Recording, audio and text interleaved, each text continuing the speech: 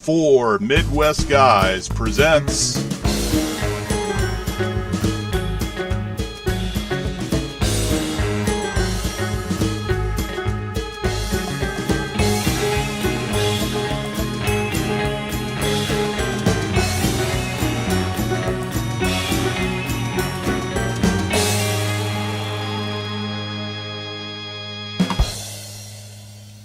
And welcome back to House Zanardelli, where we have no prisoners, only guests. I am your host, Mr. Zanardelli, and we are joined by the Archmaestress of the Google, my lovely wife, Stephanie.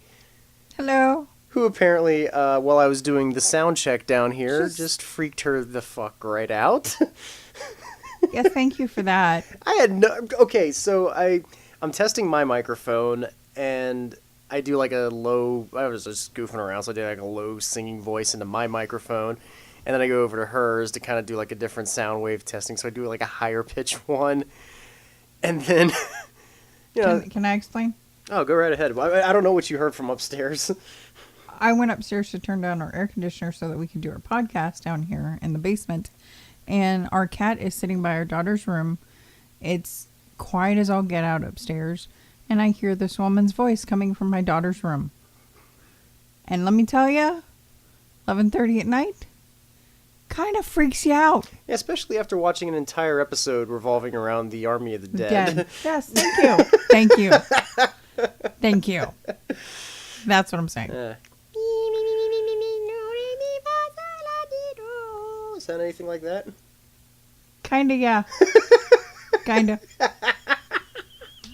Dipperwits. You're even taking my jokes Anyway. now, too. So, yes. Let's get to it. Let's just jump right over to it, because the Archmaestress has refused to talk to me for this episode, which apparently she's already violated right now. Top three. Let's go. Can I explain why we're a little late with this episode really quick? It'll be really quick. In 5 minutes or less, sure. Oh, God, I'm going to make this 2 minutes or less. So, originally, we got our daughter to bed late again. I'm pretty sure it's par for the Yay, course on the show. parenthood. But this time around, we actually had an excuse. I took my wife to a wrap party for the movie I'm working on here. So she got to meet some of my coworkers and everything, just a chance to actually put faces to names of all the people I'm talking about on set. Yep. So yeah, we were late because took my lovely wife to a wrap party. Date night. Yay. Yes, date night. A couple hours away, just a couple of adults hanging out. And speaking of being adults, we got to watch the penultimate season 6 episode of Game of Thrones. Are we 7? 7. We're season 7, right? Wow, you just went. Oh, I was busy having fun, Yes, singing yes. falsetto down here. Yes. 7. Season 7. Say it with me. Season 7, episode 6, Beyond the Wall. And we had such a good time with our format last time of our 3 favorite scenes, 3 favorite moments. We're going to continue with that. So, that being said, I will allow my lovely wife, the Archmaestress, to take the first round. What is your third favorite scene of the episode tonight? My third favorite of the episode is probably watching all the guys, this crew of men going beyond the wall, getting to know one another and talking about how they've all come to know one another and their past and how they've all run in together and somehow they've all like such a it's just watching the camaraderie. It's camaraderie. The camaraderie Yeah. between everyone was so much fun. I think my favorite moment of that scene is watching the Wyndham Rewards guy and the Hound. Tormund. Tormund. Oh, I'm going to call him the Wyndham Rewards guy. When Seriously.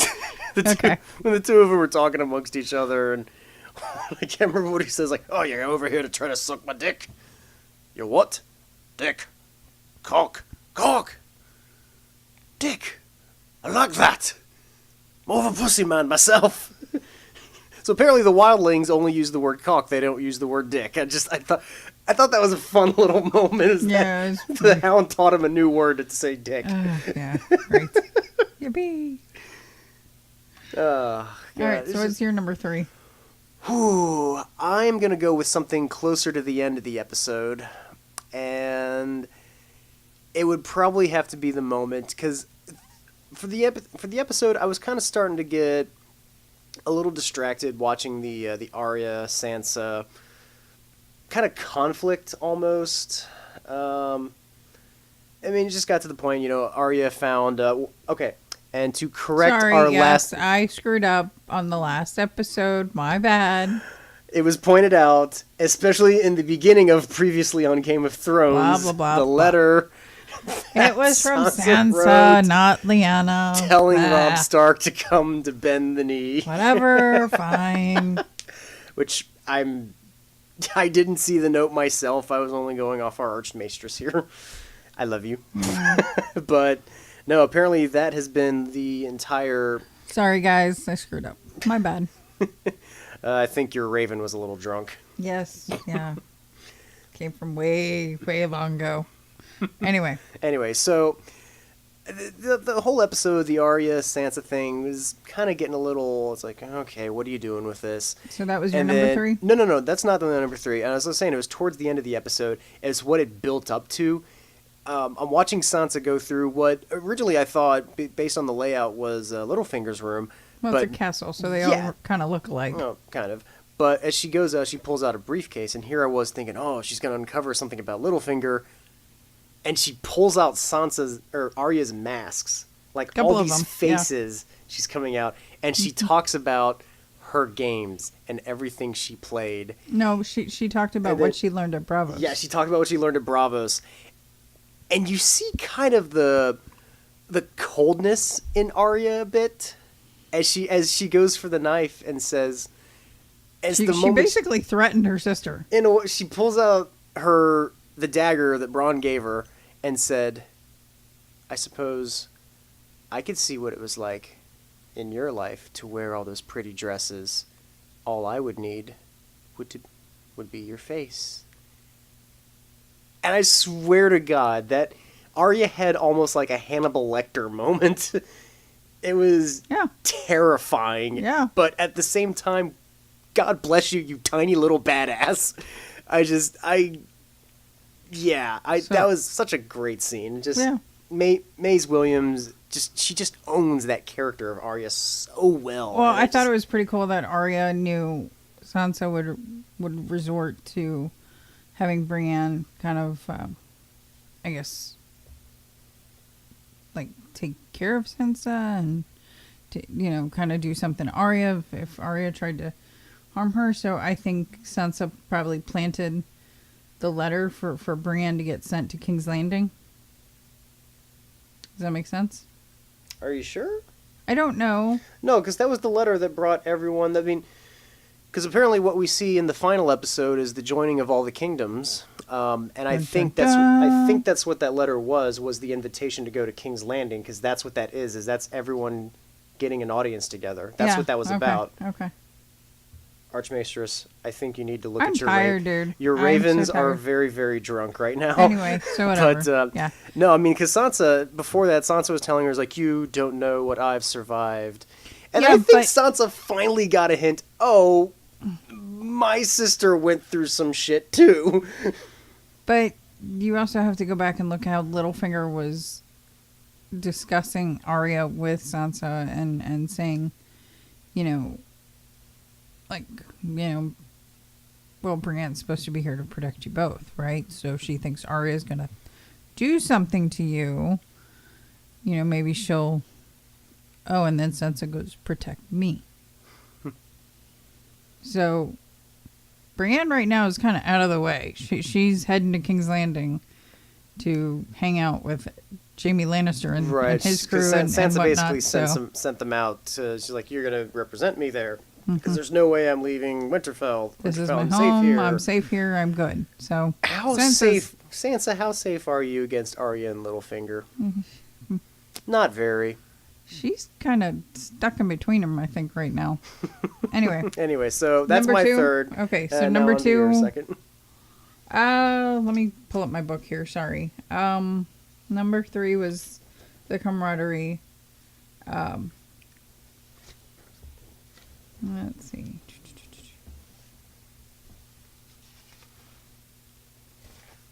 Now, before I should point out, while you're looking through all your notes, in case if there's a lull of silence, sorry. we do have a cricket outside of our window right now, so it's kind of funny. It's like we're getting added sound effects. It's my brain, actually. It's been a weekend, Yeah.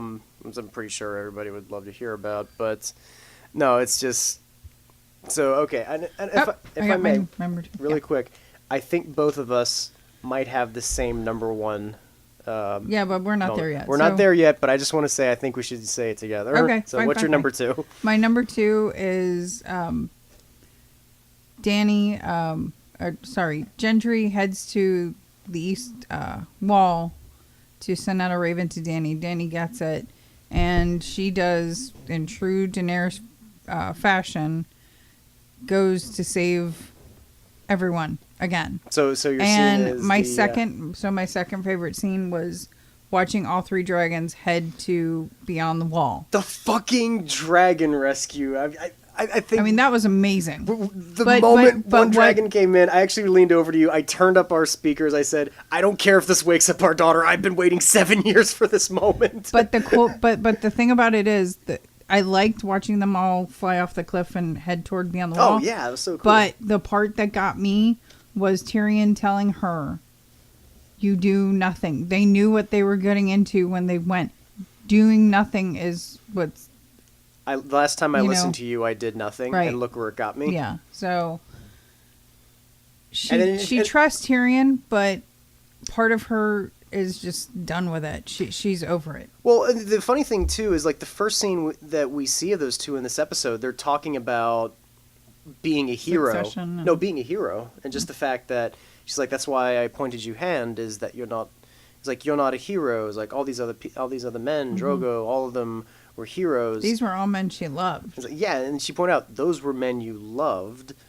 And it's like not that you're not heroic, but you're not like them that you have to one up each other.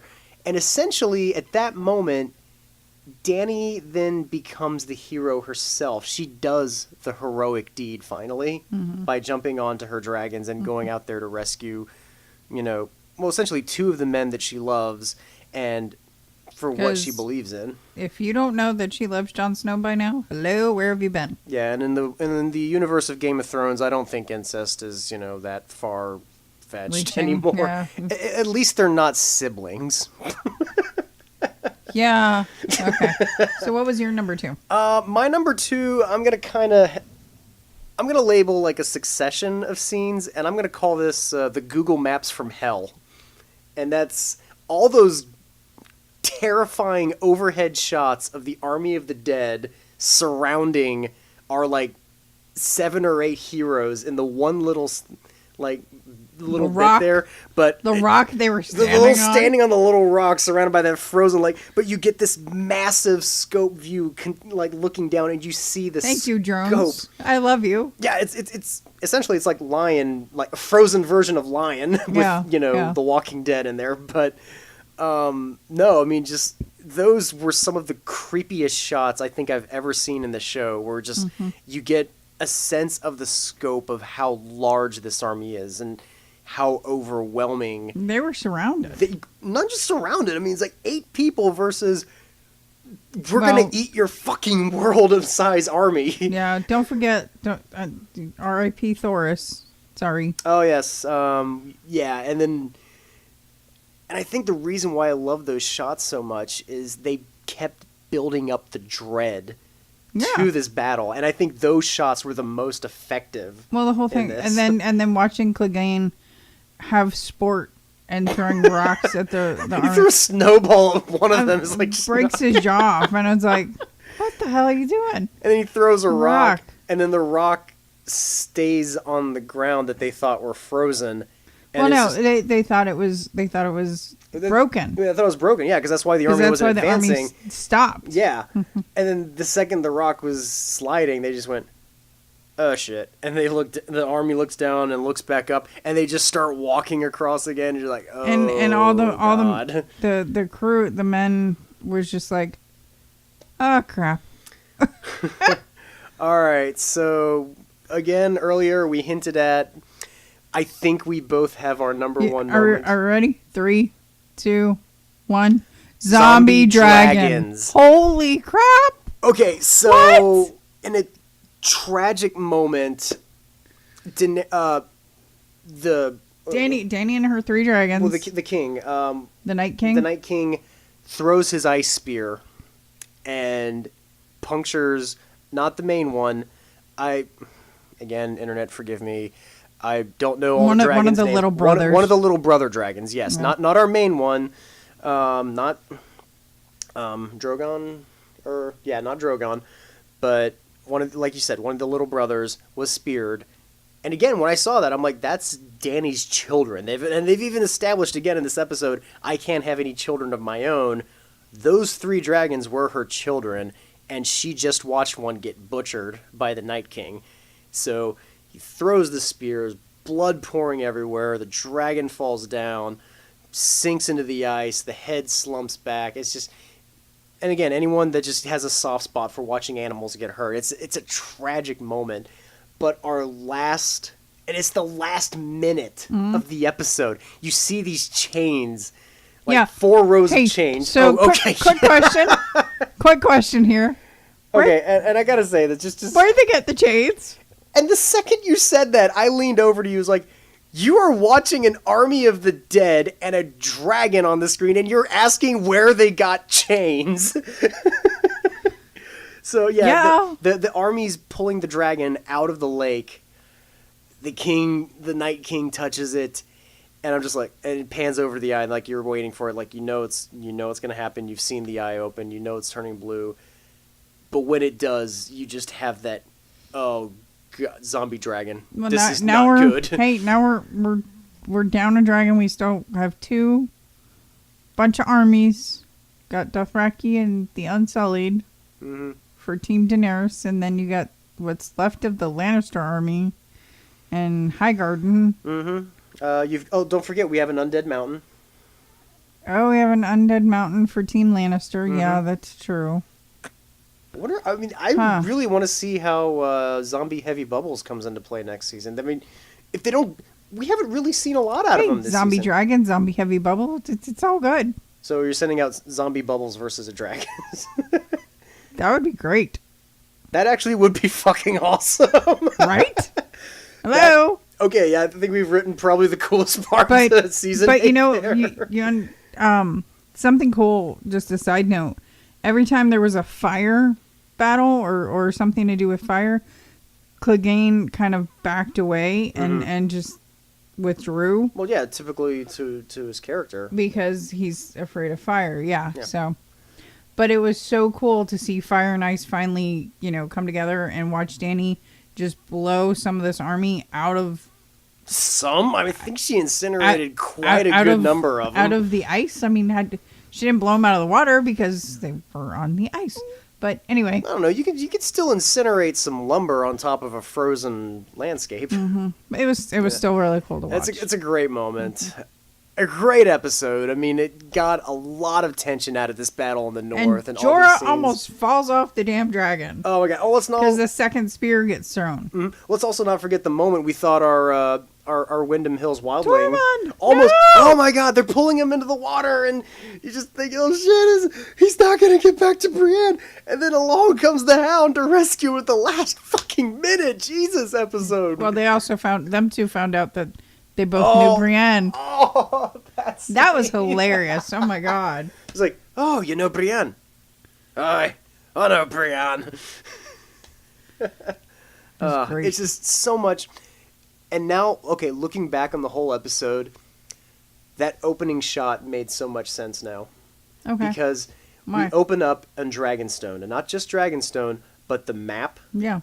And as we see like a slow pan over the map, and because essentially the map doesn't have anything past the wall, but if you look in the framing, the way they framed it, there's nothing but fire on the top of the screen. You're right. You're absolutely right. I didn't even think about that. Yeah. These little things that you think about. Because there was the wall and then there was fire. Yep. Mm-hmm. Very cool. Nice little harbinger of what was about to happen. Nice. Yes.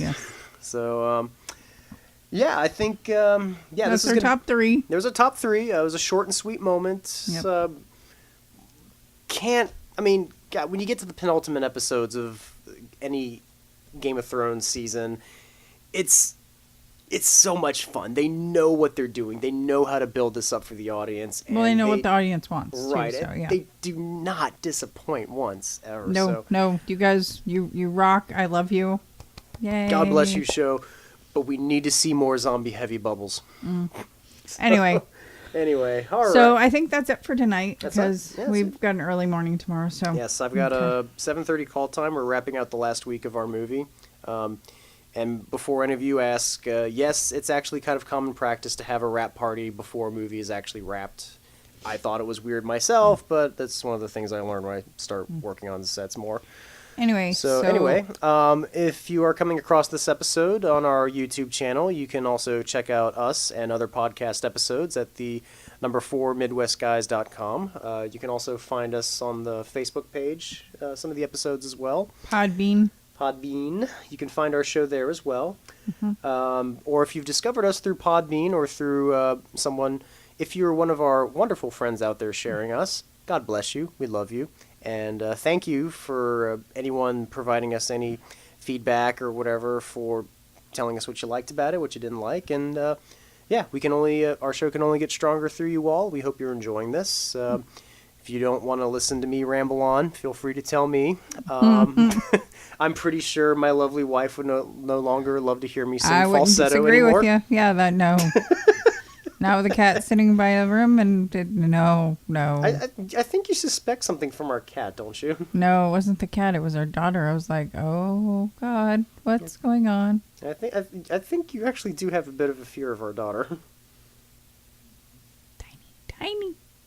Well, then again, I also have one myself. Yeah, right. If anyone has ever met her, you would know why. Yeah. We love you, sweetheart. Love you, Abby. You terrifying little girl, you. Anyway, so I think that is us. That is all for our episode of House Zanardelli tonight. As always, I've been your host, Mr. John Zanardelli, and accompanied by my lovely wife, the Archmistress of Google with the drunk ravens. Good night. And I would like to wish you all... They had chains. Really? Chains. Okay. I would like to wish you all a good night and a pleasant day.